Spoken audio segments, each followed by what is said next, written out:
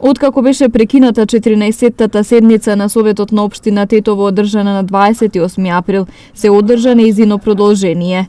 Од обемниот дневен ред поминати биле само 11 точки, а за останатите 24 советниците расправаа денес. Не можеме да стигнеме до крајот, да ја завршиме седницата и почнуваме на средина, некаде стигнавме до 12 точка да ги дискутираме, дебатираме точките, сега ќе продолжиме до крајот на да ја завршиме седницата.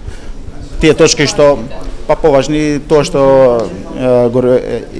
го речов пред 5 дена, значи статутот на предпријатието Шари што сега е во тек, значи ќе донесеме одлука за донесување на статутот на општинското јавно предпријатие Шари Тетово и нивната програма за текот на годината.